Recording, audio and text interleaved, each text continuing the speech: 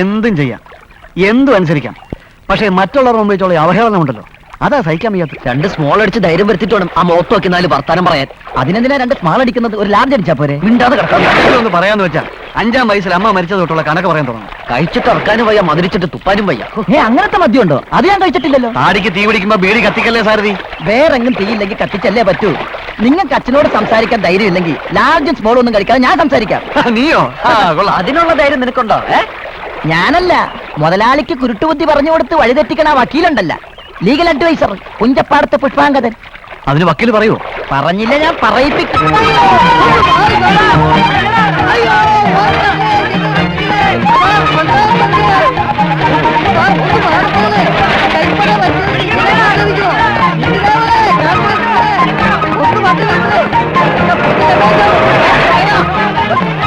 ഡോറും തുറക്കാൻ പറ്റില്ല, ചാടിക്കോ.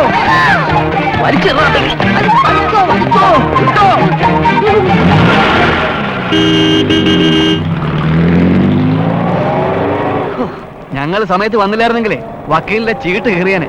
അതെ അതെ, ഇന്നത്തോടെ കേസിട്ട് മടക്കായിരുന്നു. ഇന്ന് വക്കീൽ വാദിച്ച പ്രതികൾക്ക് ജീവപര്യന്തമോ തൂക്കോ? അതിന് ഞാൻ പ്രതിക്ക് വേണ്ടിയല്ലല്ലോ, വാദിക്ക് വേണ്ടിയല്ലേ വാദിച്ചത്. കുറെ നാളിന് ശേഷം കിട്ടിയ കേസായതുകൊണ്ട് ഞാൻ എന്റെ സർവ്വശക്തിയും എടുത്തങ്ങ് വാദിച്ചു. പക്ഷെ ഒരു കുഴപ്പം പറ്റി. വാദം മുറുകി വന്നപ്പോ വാദി പ്രതിയായി. പീനൽ കോഡ് മാറി. അതിനെന്റെ സ്പൈനൽ കോഡിൽ പിടിക്കാൻ ഓടിച്ചതാ അവര്. നീതി ദേവതയാ നിങ്ങളെ കൃത്യസമയത്ത് അവിടെ കൊണ്ടുവന്ന് എത്തിച്ചത്. നാരകത്തറയിൽ ദാമോദരൻ നായർ മകൻ രാമൻ നായർ എന്ന് കച്ചീട്ടിൽ പേരുള്ള നിങ്ങളുടെ അച്ഛൻ നിങ്ങളുടെ വളർച്ചയെ അംഗീകരിക്കുന്നില്ല. അതിന് ഞാൻ മുതലാളിയുമായി സംസാരിച്ച് ഒരു പരിഹാരം കാണണം, അത്രയല്ലേ ഉള്ളൂ. അതെ, ബുദ്ധിമുട്ടാ. അതെന്താ വക്കീലെ? ഞാൻ NDRന്റെ ലീഗൽ അഡ്വൈസർ മാത്രമാണ്. നിങ്ങളുടെ കുടുംബ പ്രശ്നങ്ങളിൽ കൈ കടത്തുന്നതിന് എനിക്ക് ചില ലിമിറ്റേഷൻസ് ഒക്കെ ഉണ്ട്. കൈ കടത്തിയില്ലേലും കൈ ഒഴിയാതിരുന്നാ മതി വക്കീലെ. പ്രായപൂർത്തിയായ ചോരയും നീരുമുള്ള 2 യുവാക്കളുടെ മനപ്രയാസം ചോരയും നീരും പറ്റിയ വക്കീലെങ്കിലും മനസ്സിലാക്കണം. ഞാൻ നോക്കിയിട്ട് ഒറ്റ വഴിയേ കാണുന്നുള്ളൂ. എന്ത് വഴി? നിങ്ങളെ മുതലാളി അംഗീകരിക്കണമെങ്കിൽ നിങ്ങൾ വളർന്നെന്ന് അദ്ദേഹത്തിന് കാണിച്ചു കൊടുക്കണം. അയ്യേ, അച്ഛന് ഒരു മകൻ, അതെങ്ങനെ കാണിച്ചു കൊടുക്കാം? വൃത്തികെട്ടവനെ, അതല്ല ഞാൻ പറഞ്ഞത്. രമണനും രമേശനും ശാരീരികമായും മാനസികമായും വളർന്നെന്ന് അച്ഛന്റെ മുമ്പ് തെളിയിക്കണം. അതെങ്ങനെ?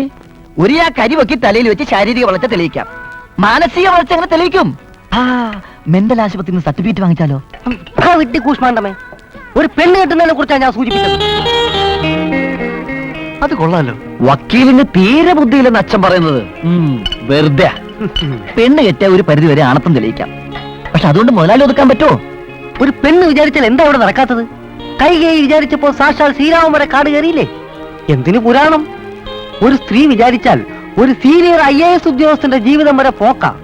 നിങ്ങളുടെ വീട്ടിൽ ഒരു പെണ്ണിന്റെ കുറവുണ്ട്. സാമർത്ഥ്യക്കാരിയായ ഒരു പെണ്ണവിടെ കാലുകുത്തിയാൽ മുതലാളി താനേ ഒതുങ്ങും. അപ്പൊ അത്തരത്തിലൊരെണ്ണത്തിന് എവിടെ നിന്ന് തപ്പും?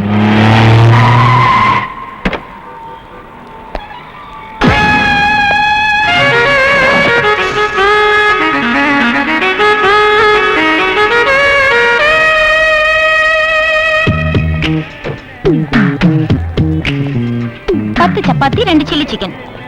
വിജയ, 10 ചപ്പാത്തി 2 ചില്ലി ചിക്കനും പാഴ്സല്. പിന്നെ കുറച്ച് തക്കാളി സവാളയും സ്പെഷ്യൽ ആയിട്ടിട്ട് ഭദ്രമായിട്ട് പോയിഞ്ഞോളൂ. കുറച്ച് ലിവർ എടുക്കട്ടെ? വേണ്ട. എന്നാ ഹാർട്ടായാലോ? കഴിഞ്ഞ ഒരാഴ്ചയായിട്ട് ഞാൻ ഇയാളെ ശ്രദ്ധിക്കുന്നു. പെണ്ണുങ്ങളെ കാണുമ്പോ കുറച്ച് ഇളകുന്ന ടൈപ്പാണല്ലേ?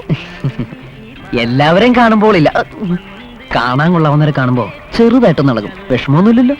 ഇല്ല, പക്ഷെ ചിലപ്പോ ചെറുതായിട്ട് 2 തല്ലുകൊണ്ടെന്ന് വരും. വിഷമമൊന്നുമില്ലല്ലോ? ആങ്ങളമാരെ കൊണ്ടടിപ്പിക്കുക, അത് നേരിട്ട് അടിക്കുകയാണെങ്കിൽ ഓക്കെ.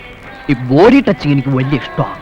ഓഹോ, അപ്പൊ രണ്ടും കൽപ്പിച്ചിറങ്ങിയിരിക്കുകയാണല്ലേ? എന്താ പേര്? പഞ്ചമി. പഞ്ചമി പണിക്കർ. നല്ല പേര്. ബൈ ദ ബൈ, കഴിഞ്ഞ 3 ആഴ്ചയായി മുടങ്ങാതെ ഇവിടെ നിന്ന് ചില്ലി ചിക്കനും ചപ്പാത്തിയും വാങ്ങിക്കുന്നോണ്ട് ചോദിക്കുക, കുട്ടിയുടെ വീട്ടിലും പ്രശ്നങ്ങളാണോ? എന്താ, തന്റെ വീട്ടിൽ പ്രശ്നം വല്ലതുണ്ടോ? പിന്നെന്താ അങ്ങനെ ചോദിച്ചത്? അല്ല, വീട്ടിൽ ഒപ്പം തീറ്റം കൂടിയൊന്നും ഇല്ലേ? വീടുണ്ടായിട്ട് വേണ്ടേ വെക്കാൻ? അയ്യോ, അപ്പൊ അഭയാർത്ഥിയാണോ? കണ്ടിട്ട് അങ്ങ് തോന്നണില്ല. ശ്രീലങ്കനോ ബോസ്നിയോ? ഒരു നീയുമല്ല, വീട്ടിൽ നല്ല ആഹാരം കഴിച്ച് തന്നെ വളർന്നത്. അതുകൊണ്ടേ ഹോസ്റ്റലിലെ ഫുഡ് അങ്ങോട്ട് ഏക്കുന്നില്ല. അങ്ങനെ വരട്ടെ. അയ്യോ, പൈസ വേണ്ട എന്ന് ഞാൻ പറയുന്നില്ല. രാത്രിയിൽ എനിക്ക് വീട്ടിൽ കയറേണ്ടതാ. അച്ഛൻ എന്നെ ഭയങ്കര വിശ്വാസമാ. വീട്ടിലെ പ്രിപ്പറേഷൻ പോലെ കേമമായതുകൊണ്ടായിരിക്കും സ്ഥിരമായിട്ട് ഇവിടെ നിന്ന് വാങ്ങുന്നത്. പ്രിപ്പറേഷനെ പറ്റി പറയാതിരിക്കുന്ന ഭേദം. ആ, ഇവിടുത്തെ ചിക്കനേക്കാൾ ഫാർ ഫാർ ബെറ്റർ സിലോൺ റെസ്റ്റോറന്റിലേത്. എന്നാ പിന്നെ സിലോണിൽ നിന്ന് ജർമ്മനിയിൽ നിന്ന് അങ്ങനെ വാങ്ങിച്ച പോരെ? വാങ്ങാം, പക്ഷേ അവിടുന്ന് വാങ്ങിച്ചാ തന്നെ കാണാൻ പറ്റില്ലല്ലോ. ആ,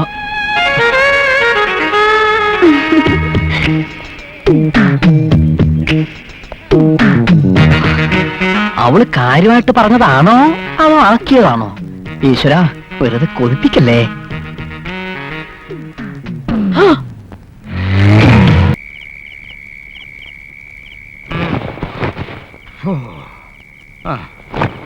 മൂത്തവൻ 5 ഇളയവന് 2 വയസ്സുള്ളപ്പോ അവരുടെ തള്ള പോയതാ. വീണ്ടും ഒരു കല്യാണം പോലും കഴിക്കാതെ എന്റെ ഈ തോളിൽ ചുമന്ന എന്റെ മക്കളെ ഞാൻ ഇവിടം വരെ എത്തിച്ചത്. ഇപ്പൊ അവര് വളർന്നു വക്കീല് പറഞ്ഞപ്പോ സത്യത്തിൽ എനിക്ക് സന്തോഷം തോന്നിയിടോ.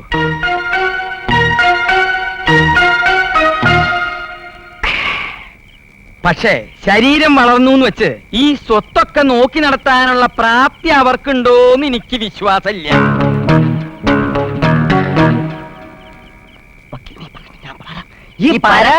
ഞാൻ പറയാം, ഈ പരസ്പരം വിശ്വസിക്കുന്നതാണ് മുതലാളി വിശ്വാസം. അതെ അതെ, അതിന് ഞാനൊരു ഉദാഹരണം പറയാം. ഇന്ന് മുതലാളി പശുവിന് ധാരാളം തേങ്ങാപ്പിണ്ണാക്കും പച്ചപ്പുല്ലും ഒക്കെ കൊടുത്തതെന്തിനാ? നാളെ രാവിലെ അത് പാല് തരുമെന്നുള്ള വിശ്വാസത്തിലല്ലേ? അതെ. നാളെ രാവിലെ പശുവിനെ കറക്കാൻ മൊന്തയുമായിട്ട് മുതലാളി ചെല്ലുമ്പോ പശു ആ കാലിന് ഈ മോന്തക്കെട്ടൊരു തൊഴി വെച്ച് തന്നാലോ? അയ്യോ തെറ്റി, അങ്ങനെയല്ല അങ്ങനെയല്ല, അത് ഉദ്ദേശിച്ച് തെറ്റി. ഇവൻ പറഞ്ഞതാണ് ശരി. എനിക്കുള്ള സ്വത്തൊക്കെ ഒരു വിശ്വാസത്തിന്റെ പേരിൽ എന്റെ മക്കൾക്ക് ഞാൻ എഴുതി വെച്ചു എന്നിരിക്കട്ടെ. 3-4 വർഷം കഴിയുമ്പോ മനുഷ്യന്റെ കാര്യല്ലേ, എനിക്കൊരു കിഡ്നിയോ ഒരു ഹാർട്ടോ വേണ്ടി വരുമ്പോ കാശിന് വേണ്ടി ഞാൻ അവന്മാരുടെ പുറകെ നടക്കണ്ടേ? അന്ന് അവർ ഇതുപോലെ കാല് മടക്കി ഒരു ചവിട്ട് തന്നാൽ അതിനൊരു 5-6 കിഡ്നിയും ഹാർട്ടും ഒക്കെ മേടിച്ച് ആ ഫ്രിഡ്ജിൽ വെച്ച് അങ്ങോട്ട് പൂട്ടിയാ പോരെ, ആവശ്യമുള്ളപ്പെടുത്ത് ഉപയോഗിക്കാലോ. നീ ഇങ്ങോട്ട് വന്നേ. ഈ കിഡ്നിയും ഹാർട്ടും ഒക്കെ ഫ്രിഡ്ജിൽ വെക്കുന്നതിനേക്കാളും ഭേദം നിന്റെ ഈ ബുദ്ധി നിറച്ചു വെച്ചിട്ടുള്ള നല്ല തലയുണ്ടല്ലോ, അത് വെട്ടി ഞാൻ ഫ്രിഡ്ജിൽ വെക്കും. അവിടെ അവിടെ സംസാരിക്കാൻ പോലും അറിയില്ല കഴുത്തം. മുതലാളി, ഞാൻ പറഞ്ഞ എന്താന്ന് വെച്ചാ, അതായത് ഇപ്പോ എനിക്കറിയാം രമണന്റെ കല്യാണക്കാരിയല്ലേ, അതെ. അത് നടക്കട്ടെ. എല്ലാം അതാതിന്റെ സമയത്ത് തന്നെ നടക്കണം. പക്ഷേ തറവാട്ടി പിറന്നൊരു പെണ്ണിനെ ഞാൻ ഇതിനകത്ത് കയറ്റു. അതും മാത്രല്ല, നല്ല സ്ത്രീധനവും വേണം. ഒരു വക്കീൽ എന്ന നിലയിൽ സ്ത്രീധന സമ്പ്രദായത്തോട് ഞാനെതിരാ. സ്ത്രീധനത്തിനോട് താൻ എതിരാണെന്നുള്ള കാര്യം എനിക്കറിയാം. കാരണം തന്റെ വീട്ടിൽ 10 പൈസ ഇല്ലല്ലോ. അതുകൊണ്ടല്ലേ മൂത്ത 2 ചേച്ചിമാരും താഴെയുള്ള അനിയത്തിയും കെട്ടുപ്രായം കഴിഞ്ഞിട്ട് ഇപ്പോഴും നിൽക്കണേ. താൻ കൂടുതലൊന്നും ആലോചിച്ച് നിൽക്കാതെ ഒരാഴ്ചക്കുള്ളിൽ നല്ല തറവാട്ടി പിറന്ന ഒരു പെൺകുട്ടിയെ കൊണ്ടുപോവാ. തന്റെ അനിയത്തി വേണ്ടട്ടോ. ഞാനിതൊരു പ്രമാദമായ കൊലക്കേസ് മാതിരി ഏറ്റെടുത്തിരിക്കുന്നു. നീതിദേവത തുണയ്ക്കട്ടെ. പറഞ്ഞതൊക്കെ കേട്ടല്ലോ. ഈ പറഞ്ഞ യോഗ്യതയൊക്കെ ഉണ്ടോ നിന്റെ കാമുകിക്ക്? ഉണ്ടെന്നേ. തറവാടൊന്നും ഒരു കുഴപ്പമില്ല. അച്ഛനും അമ്മയ്ക്കും ആണായിട്ടും പെണ്ണായിട്ടും ഒരൊറ്റ മോളാ. അതൊരു പ്ലസ് പോയിന്റാ. ആ. എന്താ അവിടെ തന്തയുടെ പേര്? പരമാനന്ദൻ നായർ. പേര് കേട്ടിട്ട് തറവാടിയാണെന്ന് തോന്നുന്നു. എന്താ തൊഴില്? ജൗളിക്കട. ഗൗളിക്കടയോ? ഗൗളിക്കടയല്ല, ജൗളിക്കട, അതായത് ടെക്സ്റ്റൈൽ ഷോപ്പ്. ആ, അത് കുഴപ്പമില്ലല്ലോ. എവിടാ അത്? നഗരത്തിന്റെ ഹൃദയ ഭാഗത്ത് തന്നെയാ.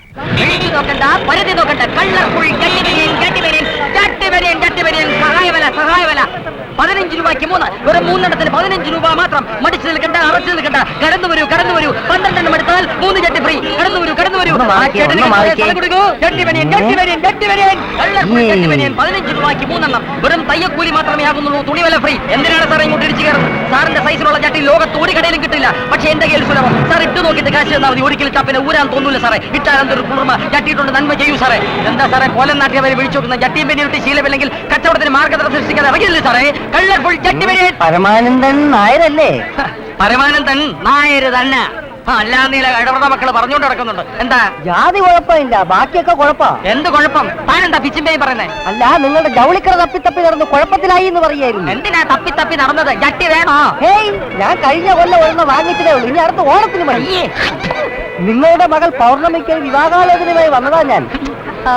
ബ്രോക്കറാണല്ലേ? ആ, രാത്രി 8 മണിക്ക് ശേഷം നീ വീട്ടിലോട്ടോ, കാര്യമായിട്ട് സംസാരിക്കാം. ചട്ടി വരെയും 12 എടുത്താൽ 3 ചട്ടി ഫ്രീ. എന്നെ കൊണ്ട് പറ്റത്തില്ല. നിങ്ങളുടെ അച്ഛൻ എന്നെ ബ്രോക്കറാക്കി. ഞാനത് സഹിച്ചു. ഇപ്പോഴാ ചെറ്റ നാറി ജട്ടിക്കച്ചവടക്കാരെ കൂടെ എന്നെ ബ്രോക്കറാക്കാന്ന് വെച്ചാൽ കേസ് കൊള്ളന്നേ ഉള്ളൂ. ഞാൻ ഇന്ത്യയിൽ പാസ്സായ ഒരു അഡ്വക്കറ്റാ. ആന മെലിഞ്ഞെന്ന് കരുതി തൊഴുത്തിൽ കെട്ടരുതേ. ഒരുപാട് മെലിഞ്ഞു കഴിഞ്ഞ തൊഴുത്തി കെട്ടുന്നല്ലേ വക്കീലെ നല്ലത്. ഏയ്! വക്കീൽ ഇങ്ങോട്ട് വന്നേ. വക്കീൽ ഇങ്ങോട്ട് വന്നേ. കാര്യം പറഞ്ഞേ. വക്കീലാണെന്നുള്ള കാര്യം അയാൾക്കറിയില്ലല്ലോ. അങ്ങോട്ട്. വക്കീലിനെ ഒറ്റ നോട്ടത്തിൽ കണ്ട അതെല്ലാണെന്ന് തോന്നുന്നു. അത് ഞാനും സമ്മതിച്ചു. പക്ഷെ കല്യാണം എല്ലാമല്ല, നിയമദല്ലാൾ, ലാ ബ്രോക്കർ.